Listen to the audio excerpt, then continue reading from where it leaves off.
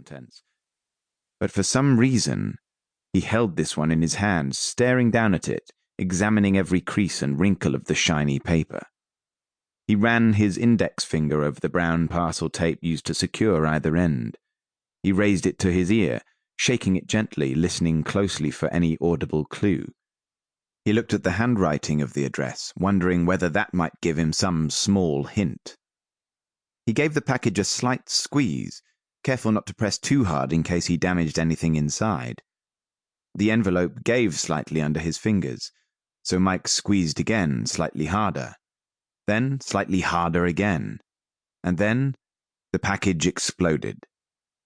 The bang was so loud that birds instantly scattered from the trees, car alarms burst into high-pitched wailings, distant dogs barked in houses and nearby streets.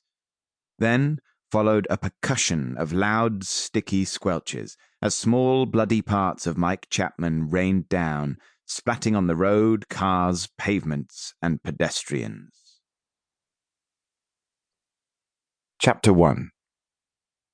So what's this book about, then? The old lady stood dripping in front of me, coils of white hair hemmed in under a soaked plastic rain hood. Small puddles were slowly forming around the edges of her patent leather shoes. Her breath smelt like eggs and butterscotch. It's a dark psychological thriller full of murder, mystery, and a burned-out detective desperate to catch a psychopath before he kills again, I said, forcing as much customer-friendly enthusiasm into my voice as I could. She said, her crinkled old face pursing into a pointed look of disgust. All sounds a bit predictable, if you don't mind me saying. I did bloody well mind her saying. Well, I said, the muscles in my face aching under the weight of my forced grin. This one's definitely different. Lots of twists and turns. It'll definitely keep you guessing until the end. I was standing at the back of the local Waterstones bookshop, engaging in what I like to call marketing activity. In other words, I was camped behind a small table on which I'd lovingly arranged several copies of my latest, greatest thrilling crime novel, trying to ingratiate myself to the general public and people who, if they played their cards right, could be my newest fans, and if they played their cards wrong, might just end up with a boot up the backside. It's not that I have a particular dislike for the patrons of the local Waterstones, certainly no more than the general disdain I reserve for all members of the human race. I just find people to be, on the whole, rather irritating, so I prefer to avoid them. I am, however, also a realist. No matter how much we like to think otherwise, we novelists need readers. There's no point in writing a book, and certainly no way to make money from one if nobody ever reads it. And in today's competitive world of book publishing, in order to be anything of a success, a good author needs to leave the sanctuary of their writing room and engage with their readers and potential readers. And so I found myself in Waterstones, selling my wares like a cheap market stall trader, trying not to stare at the wiry grey hairs protruding from the chin of the old battle-axe in front of me. Freddie Winters, the old lady said, picking up one of the books and inspecting the cover. That's you, I suppose. Guilty as charged.